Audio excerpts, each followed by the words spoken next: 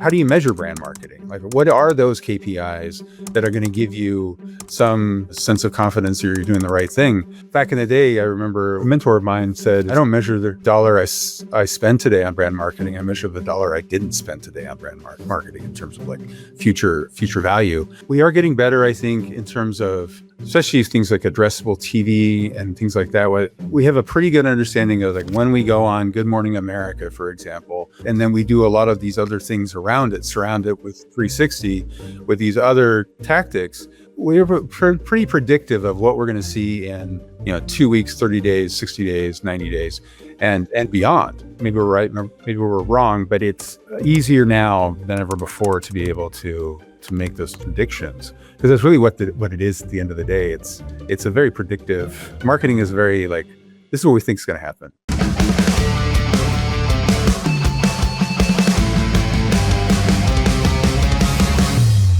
Garth Weber, so glad you could join us here on All Dots Connected. Great. Thanks for having me. It's a pleasure to be here.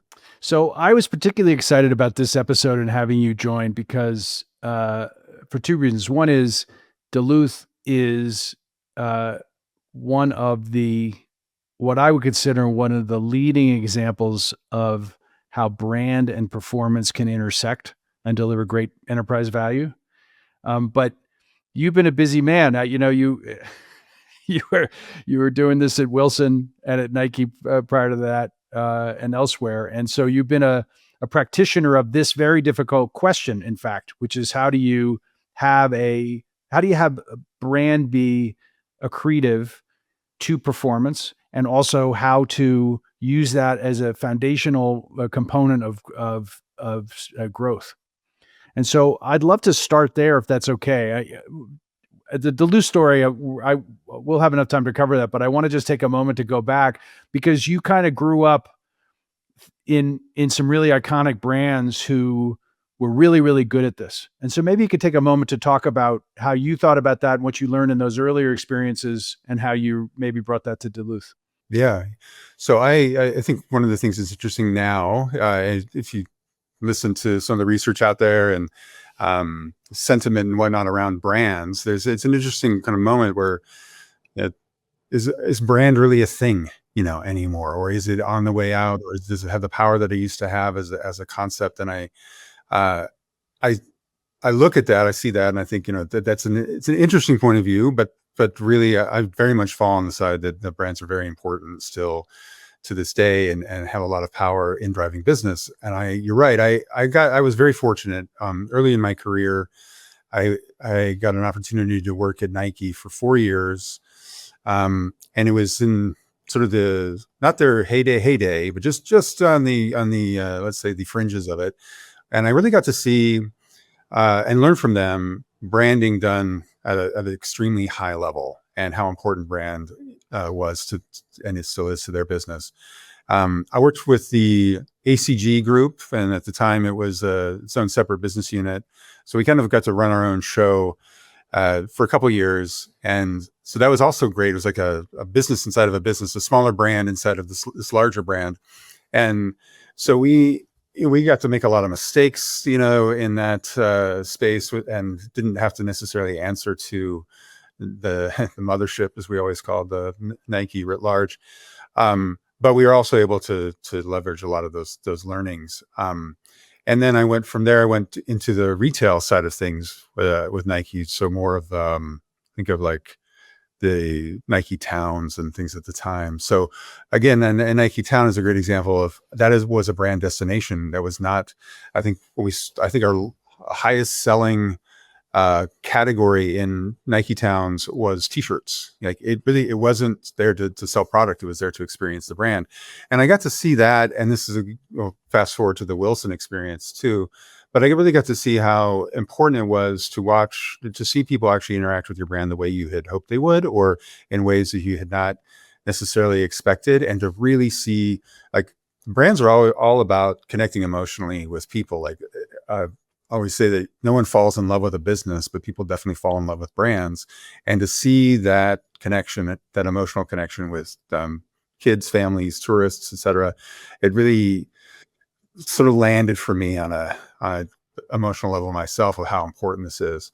Um, and then when I was at Wilson recently, I was brought on to do something similar in a sense of taking a very, very well-established business. I think, if memory serves, it started in 1908 or something like that. It was well over 100 years old. And it had never, to that point, this is in 2021, had its own store. So Wilson, other than its website, which is very transactional at the time, was never had their own experience. Like, you couldn't go to a place to experience Wilson as a brand. And in fact, Wilson very much has been a group of business units that share a logo. And they did this intentionally. It was because you have, like, the tennis athlete is very different than the baseball athlete. And so what Wilson really wanted to be was endemic to the sports that they led. So basketball, et cetera. So they were very clear that they didn't want to feel like one brand necessarily. They wanted to be a specialist brand in each of these sports. So what's interesting is when you try to then create sort of more of an emotional connection with Wilson beyond just the sport that you play, how do you do that? Where do you do that? And so that's where we came up with the concept of opening our own store. And then the same thing happened at Nike when we transitioned from Nike Towns to Nike stores. How do you create a single experiential palette, if you will, that fits everything from the Jordan brand to Nike running, Nike basketball, very different tonalities up to that point, and much like Wilson with golf and tennis, et cetera. Like, how do you create that palette that lifts all ships, if you will? And so I was able to take a lot of that experience from Nike, and then I worked for over 4 years with Adidas in Germany on the global side, where we opened flagship stores and things like that as well. So all of those kind of led to what we were able to accomplish at Wilson. And then that the love of brands, and I think my belief in the power of it is one of the reasons that I was really compelled and drawn to this opportunity here at Duluth, because of they believe it, live it, breathe it here, and truly believe in its power as well. So, It's so funny when you're talking about Wilson in particular. When I was a kid, I was a tennis player. I don't play much now, but I actually, that was a long time ago. And I still remember, the pop of the can. I remember it's a very visceral, emotional thing in each sport. Right. And, which is super powerful. Like, Wilson as a brand, in terms of, recognition for me, now all that time ago, the fact that I can immediately go back to that smell is an extraordinary asset to start with, but they didn't. And I think your point is that all of that on a per sport basis is super powerful. So how did you make the bridge? It's a little off topic, but I'm very curious. Like, how did you come up with a store that didn't just have cognitive dissonance or emotional dissonance as people walked in? Yeah, that's a great question. There was a couple of things that kind of drove us, and I play tennis as well. Not very competitively. I really enjoyed it as a kid, but I played basketball competitively, and so the thing that I loved about Wilson tennis rackets is M or W, right? You'd spin the racket to decide who's the servers, right? It's like the things like that stick with me, and then the Wilson basketball, the Wilson Jet specifically product, the way that it felt in the seams in my hand was better than any other basketball that was out there. And so I just knew I was going to play better. I just felt more confident with that basketball. And that was, I don't know, that's not something that I necessarily had as a conscious component, but so every time it was a Wilson Jet ball in my hand, I was like, yep, that feels great. That feels perfect. So those sorts of, like, there's a couple of things that I'll say that drove it with regards to that. From an engineering standpoint, you could say that Wilson basically was creating works of art and works of excellence, and you could feel it, you could see it. Sometimes maybe the graphics and whatnot were a little, funny, but you could feel it. You could feel it in your hand, and that tactile nature of it is very emotional. And so that same sense of like, hey, these pieces, the Roger Federers, the Serena Williams, et cetera, of the world, like they also feel the same way about this product. So let's treat the product that way. So we began looking at our stores as somewhat like museums of the brand, that's being way too erudite for what it was, but we did put product behind frames, for example. So new product or franchise products. These are the 4 different types of tennis rackets, so the franchises, and so we really tried to elevate them into these sort of pieces and moments of desire, and then of course sold a bunch of stuff underneath that. But so the materials palette of the store, the fact that we used actual reclaimed basketball flooring from old gyms and things like this, just to like it should feel like the Wilson that you know and love, regardless if you played Wilson clubs that your dad gave you back in the day for golf. So all of that was very, very top of mind. And then the other thing I would say, it's a Chicago-based company. So coming from there, so we took a lot of sort of nods and inspiration from the Chicago Athletic Association. And I don't know if you're familiar with that, but it's an old school athletic association on Michigan Avenue, has some restaurants in there and whatnot, but it has this same idea of sport as an art form, and that's sort of what we took into the Wilson stores. We wanted Wilson sport to be thought of as an art form. And so in each of the stores that the one that we opened on the Santa Monica Promenade, for example, we brought in a local graffiti artist to do the entire basket. So we have a place to experience the sport as well. So we'd have basketball courts or hitting walls or things like that in the store as well. But then we would use local artists to essentially make it their own, to try and regionalize it. But through those lenses of like hyper emotionality or emotional connection, and then treating the product as like literally the best in the world. So and then from there you just kind of like, you kind of do the thing to sell stuff. Right. And the You sell sell stuff POS, you do. Right. That's right. No cash registered allowed because it just as they're not in the aesthetic. Pure experience. That's what. Well, it's funny, and we laugh about that, but actually, in a lot of ways, that's at the core of the challenge. I had we built Ideally, which is a fashion retailer, and we worked with literally thousands of brands and some of the top brands in fashion.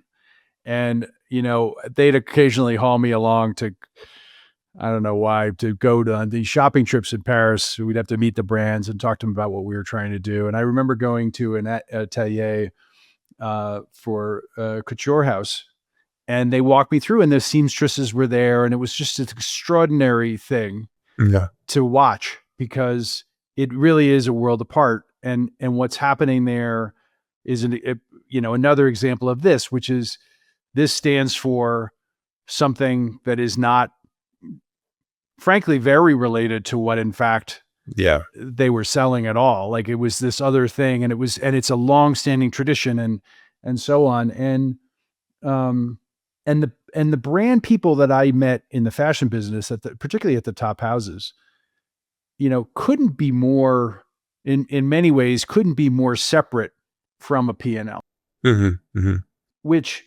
And they were creating something out of, basically taking a commodity, cotton or whatever, and making it into something that had incredible value. And importantly, which I think was lost on a lot of folks. And I had a moment related to this where I was talking to a president of, I won't say which brand, but this guy was just, he was brilliant, but also like a caricature in a way. Like he's just the way he's talking about stuff. And he had no idea about the business side. And I had that, because we're math guys, like we're performance guys in a way, but I remember standing there and it hit me, which was that he didn't have to know about it, because what he was doing is the more he could conjure that experience and that emotional connection frankly, the larger the gross margin was, Mm.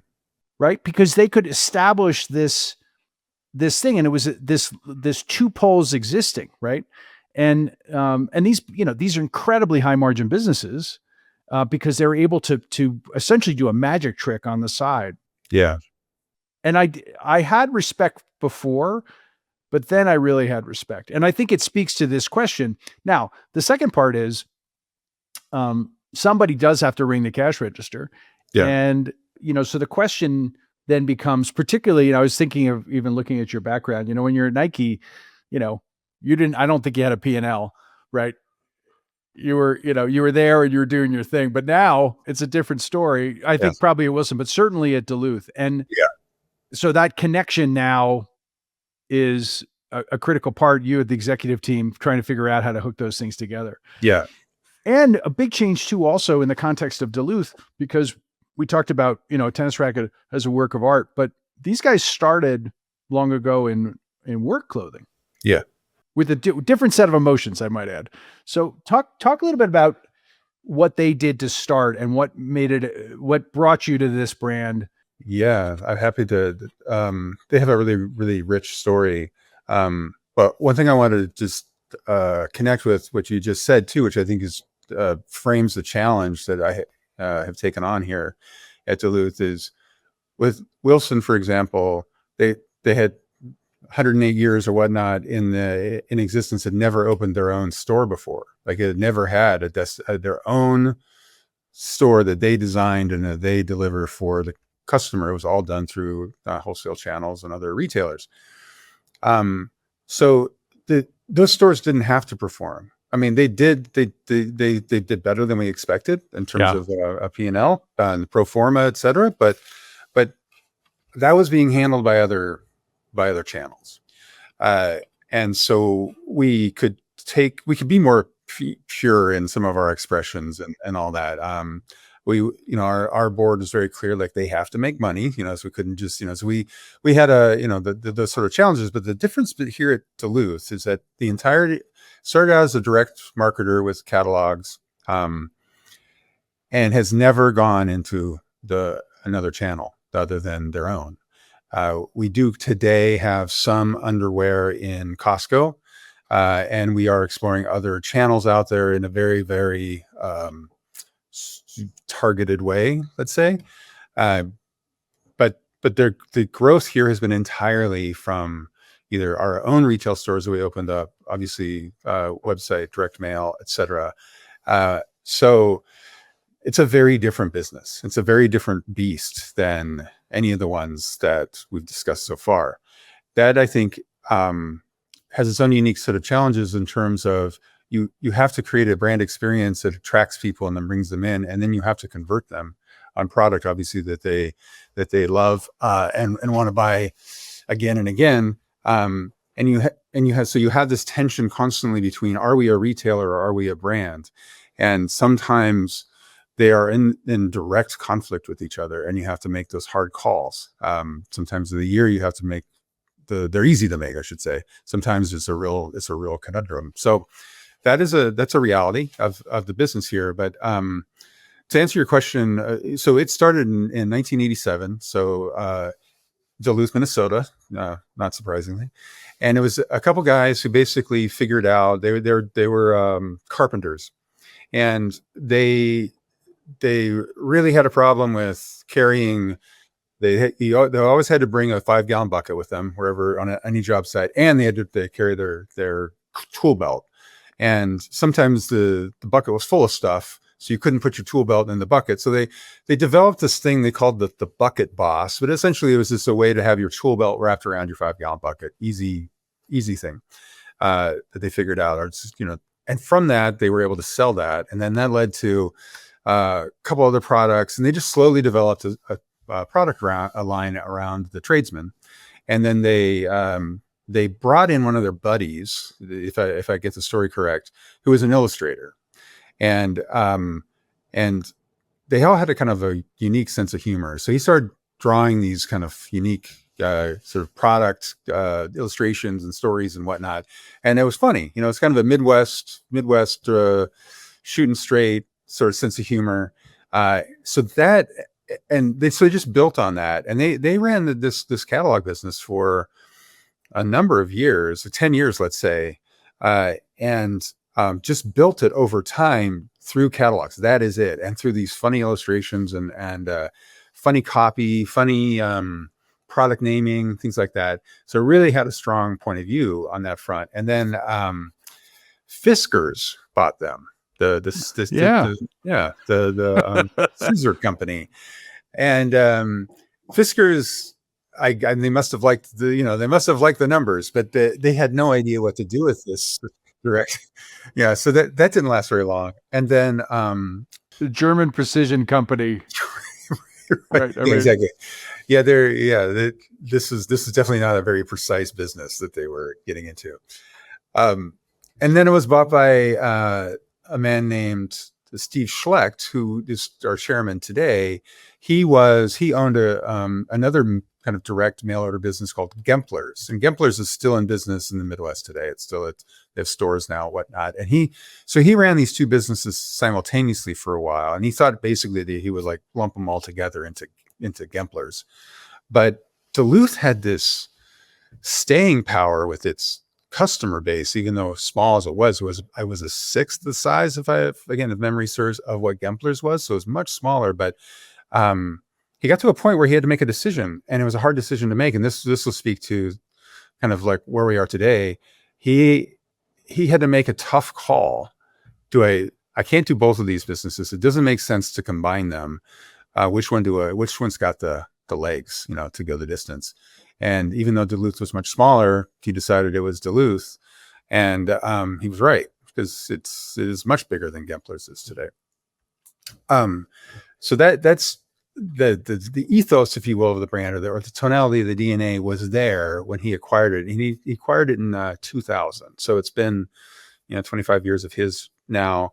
What he was able to do with it and his team members is move from a mail order direct business in about 2010, I think would be the best time period to place this. He started transitioning it to a brand, and then he started the business exploded, exponential growth from that moment on, and then developing the brand and growing it.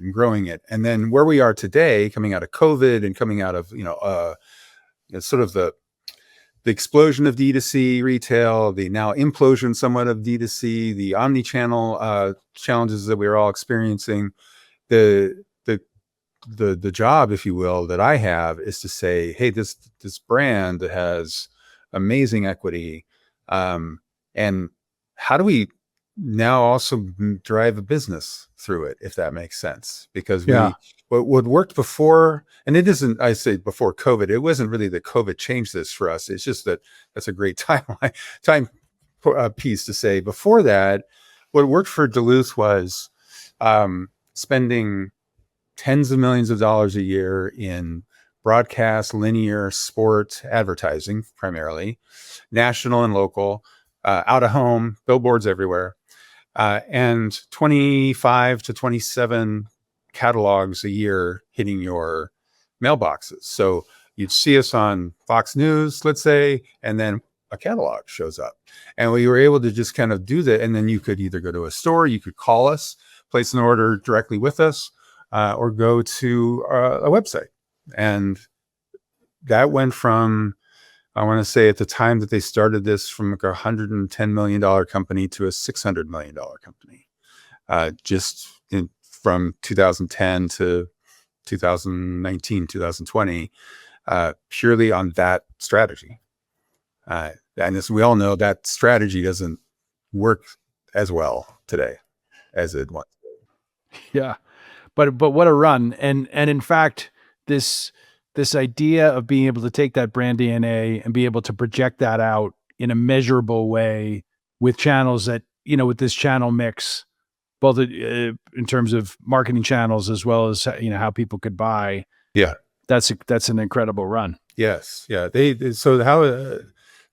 Coming out of 2008 in the recession, they were in survival mode. So it was so very much like, how do we get, to 2009? Like, truly. Yeah.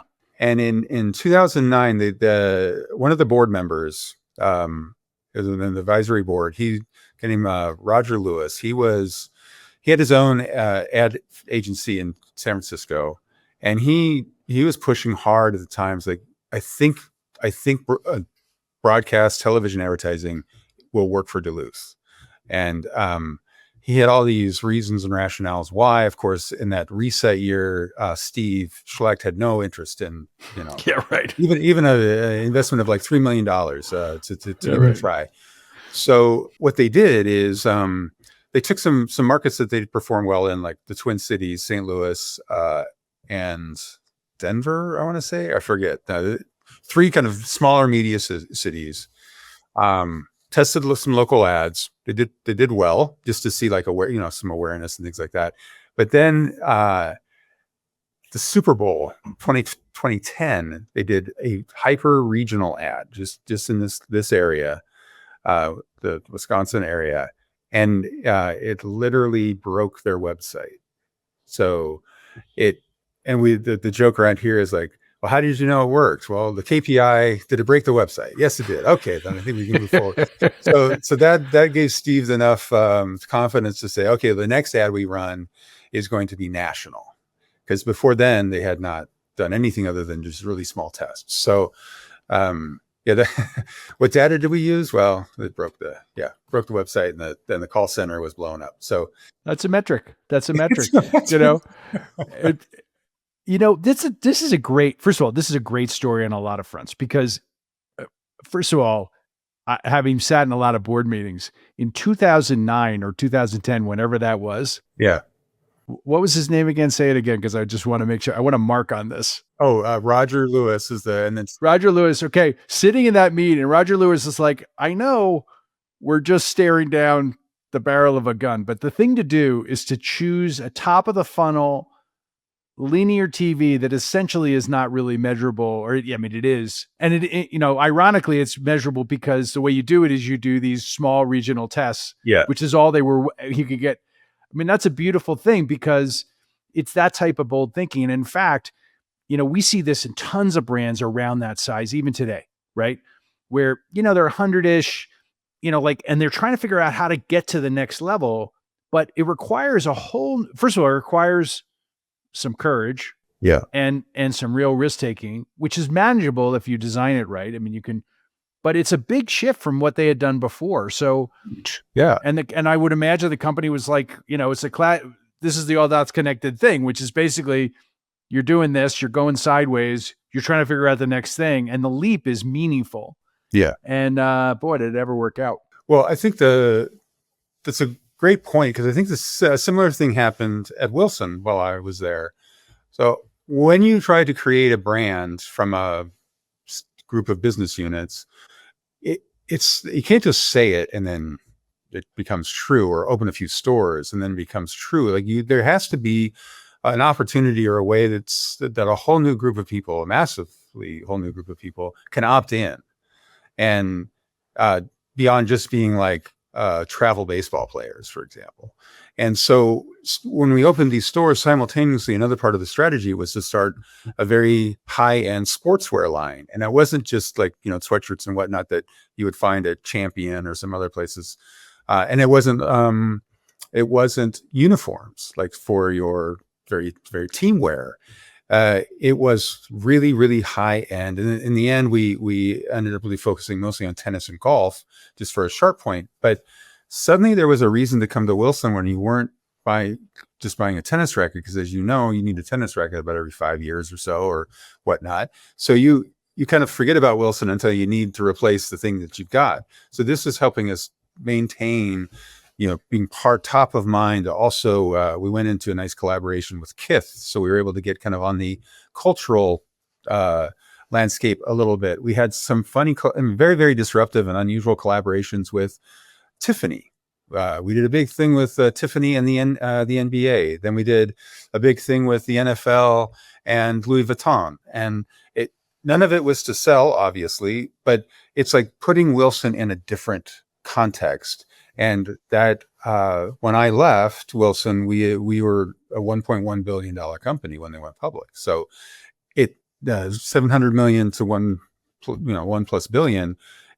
It's just because of that. It was and that's a couple small things you could say in a tactics or as part of a strategy, but that's doing two things very, very differently than Wilson had done before. And that was the meaningful difference, frankly. So let's take that particular thing, and I think, that first of all, both of those are great stories, and it speaks to this really challenging thing because, as you know, many companies struggle with this, right? And if you can't make a brand, and again, we're math guys, right? We spend a lot of time talking about data and being able to measure, and there are, we'll talk about this too, but there are better ways to measure to reduce this risk for brands, Right. but it does require executive teams and boards and leaders to go into a place that they're often not comfortable with because what got you here is not going to get you there. One of Yeah. those, and there's a change management component, which frankly, in some ways, I believe is easier for the numbers guy than it is for the brand guy, because Oh yeah. it requires more there's more hand waving involved. So talk a little bit about the change management component at any of these places, but basically, Duluth really does represent one of the great stories around this. And the fact that it started with good DNA, like, is part of it, but being able to lean in and find a way to be able to turn that into an extremely valuable brand that actually was, generating really great operating margin and growth. But here you are, you guys, you've done this, you've been part of and leading this change now, or this continuation of that into this next realm. But talk a little bit about at that senior level, how you guys get that to work out, because there's always P&L challenges. Yeah, I think it all comes down to trust, frankly. So from if you go back to that this is the small testing of some of this advertising, for example, that is the only way that it got, not just that it broke the website, but that's the only way that Roger was able to build trust, is to show these small investments created these rather large incremental returns. And then we did it again. And then we did it again. And so for somebody like Steve, at the time who had to like, they were laying people off. They were like, they were just literally trying they were cut their product assortment, way down. They didn't prospect on catalogs, for example. They just sent out to the people they know. They like, we are going to, flat to down a couple percent that year. So very much like trying to circle the wagons. But the numbers don't lie, right? So he was able to show like this. It's at the very least something to consider, right? And then to continue, and then it continued to work. So now, probably took 6 months, 8 months of that and the next national campaign for Steve to be like, we need to do this. Like, the trust was there. He trusted Roger enough, just from their past experience, to give it a try. So that obviously is part of it. But in my experience, it's something similar. Even when we had no numbers in Wilson, and I'm just thinking of some of the people that I worked with when I was there and how funny these conversations were. Like, we couldn't even say like, hey, we're going to open these stores and you're going to see this growth incrementality. No, in fact, we can probably say it's like a big bucket of money. We're going to pour some money into it, and then we'll see what happens. Same with the sort of very, we couldn't get our MOQs up on our sportswear to even make it profitable. Like, it was profitable, but it was, how apparel can be extremely profitable engine. We just had to get some product on the shelves, kind of thing. So we had that. And what we had there, though, is we had somebody on the board who ran an apparel business. It was Chip Wilson from Lululemon. So he knew the value of what we were doing. And so he was like able to, champion that when we needed it. But he understood it. We didn't have to convince him. And he had his own points of view along the way, as you can imagine, but it wasn't like, this is a fool's errand that you guys are on. And here I basically I'm in a very interesting situation in terms of change management, because all this stuff that has worked in the past, that worked really like gangbusters for us, is not working today. So what is going to work? What is going to give us that ubiquity? What is that going to give us that unaided awareness that we had in the past? So we're kind of back to the testing mode again. Like, all right, so this is working, this isn't working. There's a lot of versioning going on out there. Some of our partners that uh, were with us, we had to change because of they didn't necessarily have the expertise that we needed in this, and that's a lot for a senior executive team and the board of directors to take on from a change perspective. And frankly, it's not worked out at the speed at which they would, that we would easily build trust with the numbers. Right. So it's a lot more of conversations around, it's the classic. Here's the objective. Here's the strategies to get to the objective. Here are the tactics that I'm using. That thing, and getting them to be bought in on even the overall dream that we are pursuing.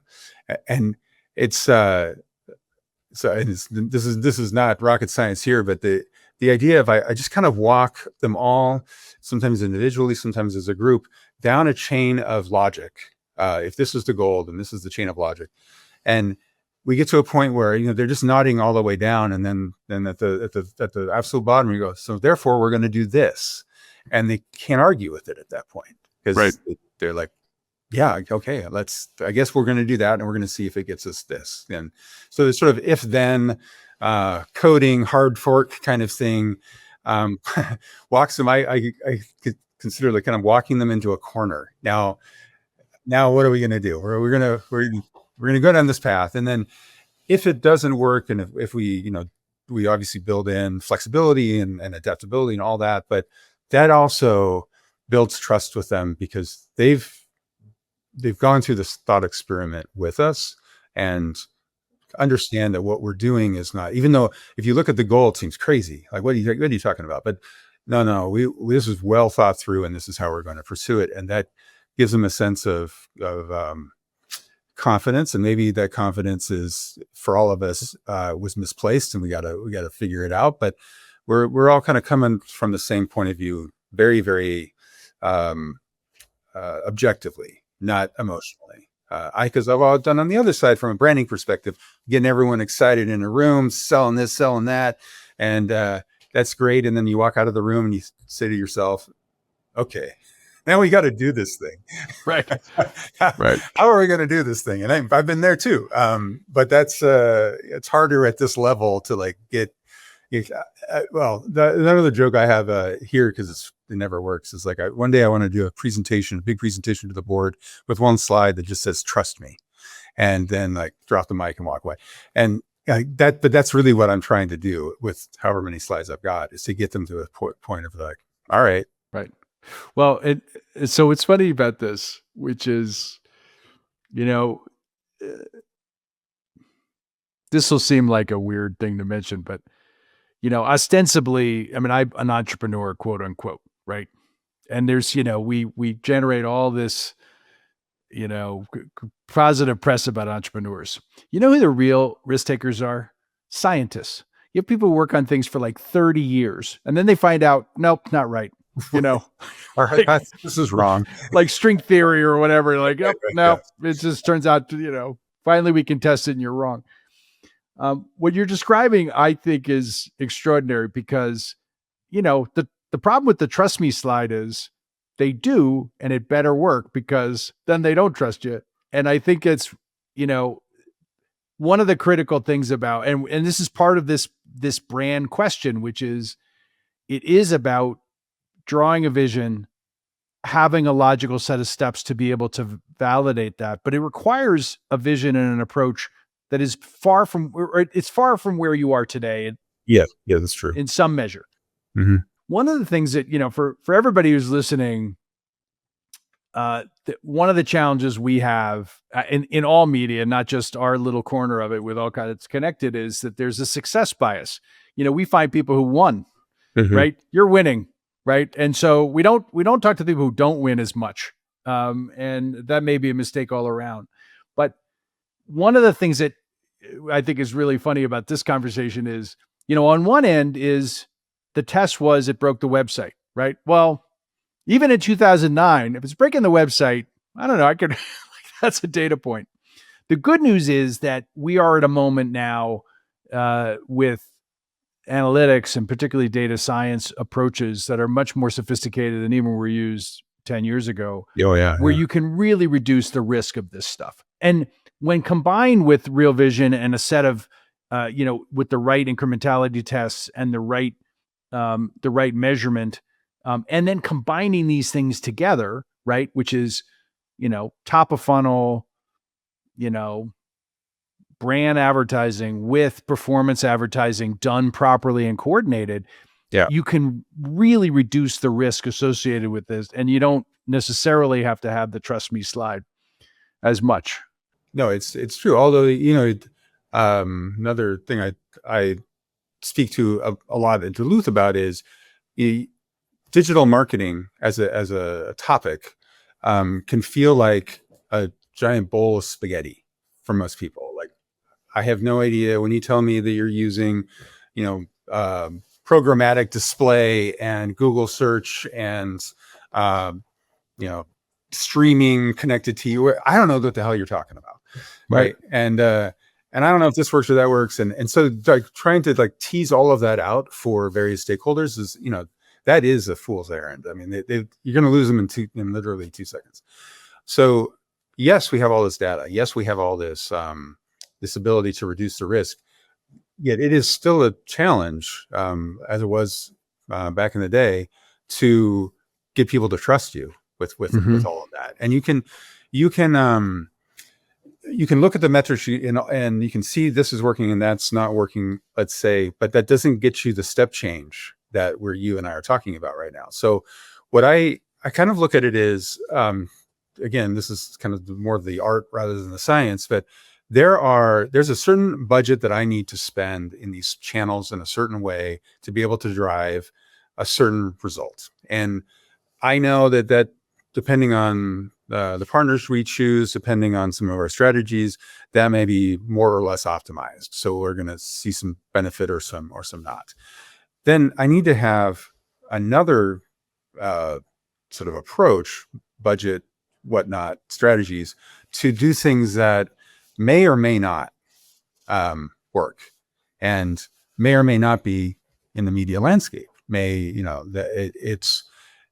It's the money that's going to make the big difference. You're going to miss a lot, but when it hits, it's going to hit big.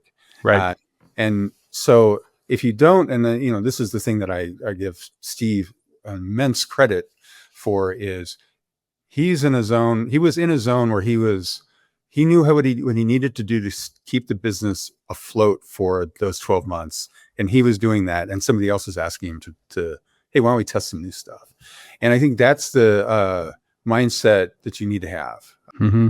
especially Yeah. in that. This is why I'm here, is like, I can see the sort of the position the business is in, and I can see what this brand has to offer. And now we got to figure out, like, I can optimize the media, I can optimize digital marketing, I can make Duluth more relevant in the digital space, but that is not going to drive the growth that we're here, talking about. So those are kind of two things that sometimes true digital marketers might not see, because it's like you can very easily see how this thing can become this thing by doing various social commerce and whatnot, that these things that are coming on, and you're like, okay, that's going to move this needle, but that's not going to. Yeah.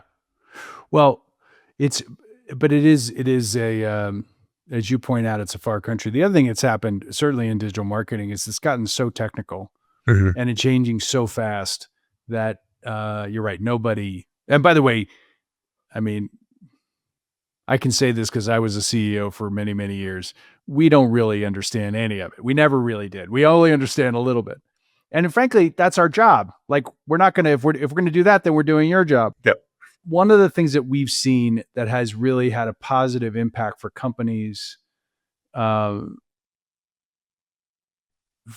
are this size and who are trying to do what you guys are doing is being able to have a link between everything that's happening in marketing and the P&L, Mhm. which most companies don't do. But it means that then you can have the conversation, which is, we're going to make this investment. Forget about the specifics of how we're doing it, because it doesn't matter. Right, And right. here's our expected return. And here, this is the plan of record. This is the test budget. Here's what we're going to do in the test budget.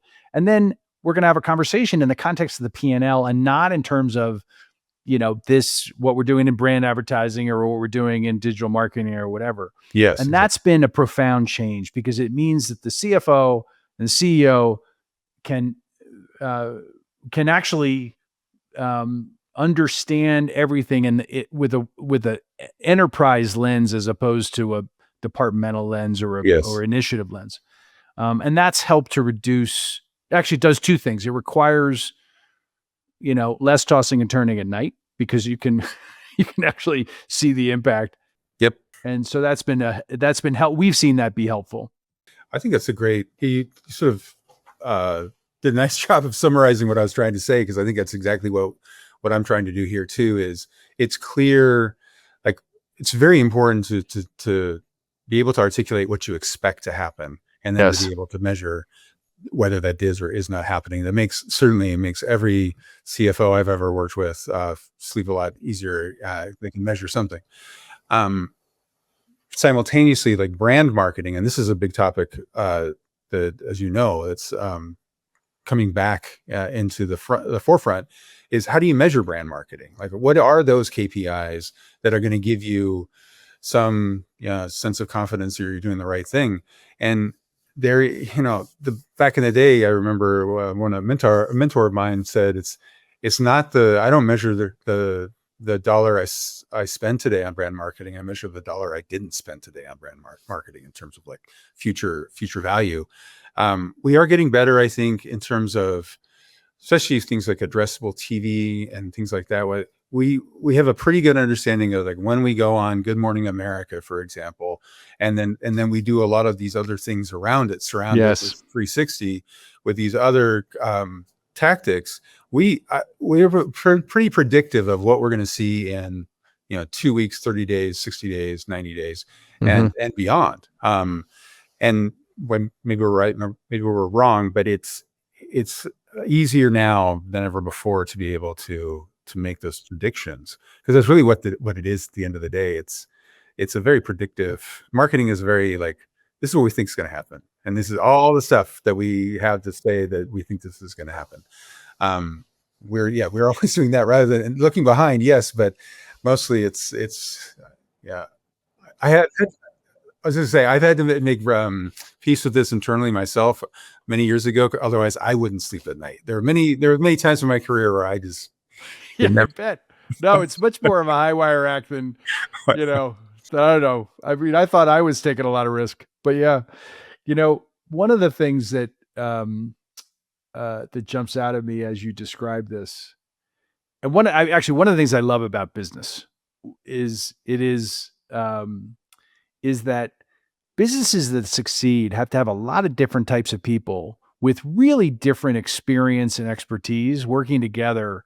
And there's a lot of trust involved. I mean, this is why culture is so important, because you have to come up with a way to say, you know what, we're going to try to figure out how to get along, even though I don't understand what you're talking about, which happens a lot. Yeah, exactly. Yeah. One of the things that we've seen that's part of this is an example of something we haven't talked about at all, but there's a data infrastructure and a software ecosystem that's feeding that data infrastructure, which is about 1 billion miles from what we've been talking about. Yeah. But And part of the reason why this is a problem today is because generally SaaS providers and different folks who were providing sort of media mix models and a variety of other data science products they're point solutions. They're not connected to the other things in the business in a way that people can use. So it's incumbent on the company to figure out how to stitch all this stuff together. yeah. And I don't know. I talked to about 1 billion companies. Even the largest, are always understaffed in data engineering and data analytics and data science. I mean, they're all struggling to try to hook all this stuff together, and it's changing so often. Yeah. But when you do get it hooked together, something happens, because now it's almost like a Rosetta Stone for the company, which is that there's a way to be able to reconcile. By the way, it's not, we do this, we do this with our Violet Growth product, but we reconcile everything in the P&L with all the way out to the ends of attribution, right? With the multiple attribution models. So everything's connected. And it's still only within 3%. It's impossible to get it I right. know. And, but the fact that it's not 22% different is a revelation, because now all of a sudden people are like, okay, now I actually am not pissed off at you for bringing that slide in. Let's talk about how we're going to make it better. Yeah. But and the fact that that's really related to how SaaS companies are valued, right? Which is that they don't get paid to do service, and they get paid to sell software because it's scalable and the enterprise value goes up. And so, like, the fact that it's unrelated to anything, it has to do with how venture capital and P defines value in those spaces and scalability. And that's basically causing CFOs and CMOs to not get along, or make it harder than it needs to be. So that's the funny thing. But when you hook it together, the other thing is, this is an odd question to ask, because you've had a pretty good run by every measure. How often do you think you're wrong versus right? No, it's a great question. I would say I might be, now in this stage of my career, I might be north of 50% right. Yeah. Right. I could very well be still south of 50%. Right. I lead the creative team here as well. And one of the things that I tell them that I still is true to me, to everything I do on a daily basis, is failure's guaranteed, like, especially in creative. Like, no one ever, like, you come in with your first effort, you don't get a standing ovation, people clapping and being like, oh my God, I mean, it's amazing. No, they always got us feedback. They got their notes, just didn't hit it, whatever. So failure is guaranteed. And it's guaranteed again and again and again until it's right. So you only really succeed once. And then over the years, you learn ways to, like, maybe not make the same mistakes twice. And so your success rate goes up a little bit. But if you are, like I am, I love to go into opportunities like this to say, what do we need to do different in a big way to be able to move the business to where it needs to go? And like the Wilson brand story is a great example. Like, you're more wrong than right. Again, I mean, that's the job, frankly, right. is to be okay with that. And then you have to be agile and get better quickly. But that's, if you were in this, I think you are aligned with this as well. If you're in this business to be right, you might be, back to your scientist example, it might be wanting to do something else with your time. Yeah. Well, and also, like, if you're going to do hard things, you spend a lot of time, just as you point out, basically in failure, right? Because and you got to get used to that, because that's part of the deal. And I think that's particularly important. It's interesting leading creative team and having that, creative is such an emotional, by its nature, it has to be an emotion. It's an emotional art, right? And that's kind of hard on the system to have it be, Well, that's why I phrase it that way, because when somebody comes with their first draft of something, they didn't just hack it together. Like, this was, well thought through. This is poured over. And then, when I say, well, it's going to be wrong. Right. So get used to that, and then it has nothing to do with the effort that you put in. It's just the fact of the process. Well, I'll tell you, as a CEO, my sensibility for this can only be described as poor. Like, my instincts were never right. And I knew what the brand was to me, but I didn't have a good job of being able to evaluate it. And of course, one of the challenges in the creative business is you have to pass by people who often are gatekeepers. One of the things I think is really powerful about what's now possible, and something my partner David Manella did at Fiverr and elsewhere, is this what you're describing, which is, let's just test it. Let's find out. And come up with a way to be able to very rapidly test Don't spend too much time cogitating, you know. Yep. And I think put together with what you were describing, which is that here are the logical steps. Here's why we think it's a good bet, because it's not cheap to test, but Yep. is a really powerful combination if you have those two things in your company. Yeah. And one thing that we haven't talked about, which I think is in this, I mean, all these conversations eventually end up with AI, but Right. the ability to test some ideas faster and to pivot and shift more quickly, and to do so in oftentimes an automated way is, where it's changing obviously all of our lives. But I'm excited to see how it changed a lot of these processes that I've used through my entire career, that the actual process itself isn't going to change, but the speed with which we're going to be able to do that. And what does it unlock for us, especially a brand like Duluth, where it's very creative. We're always trying to push whatever the next line is, and see how far we can get, like without crossing it. What is that going to free up for us from a creative standpoint, and from what do we want to pursue now, since we don't, or we can test more quickly than we've been able to in the past. So No, that's right. And to be able to production, and we're using in our other business, we have some, we're generating videos, and they're not there yet, but they're probably only a couple months away from being there, or 6 months away from being there, where you can really rapidly get something out. And actually, in a number of, I think that what's happening in agentic AI as well, as it relates to marketing, it's close. It's close to being able to take a lot of processes that added a lot of, but it does speak to maybe what we started with, and maybe not a bad place to end too, which is that what it's going to mean is the velocity of testing is going to increase. And if you are able to master those tools, to have a culture that supports that, but also a set of tools so you can do that, you're going to find the answer faster. And if you can, that's going to give you an advantage. And I think, one of the things that I think is going on the AI side is, the culture has to be ready to consume these tools, right? And they're generally not. no, it's a great point. Yeah. Do we need more content out there more quickly? That maybe not. But I will also say this: I think that will remain true, certainly on the marketing side, regardless of AI and developments there and elsewhere. It's still connecting with human beings. That is the point. Yes. You need to create that emotional connection, whatever tool you're using, and influence their value system, their belief system, their obviously their behaviors. But that's what keeps me doing this, and that's why I love my job, is like trying to find that human connection through whatever means that we need to use. I can't think of a better place to end, because that is it is the touchstone of it all. Garth, thank you so much for joining us. Thanks, Paul. It's been an immense pleasure.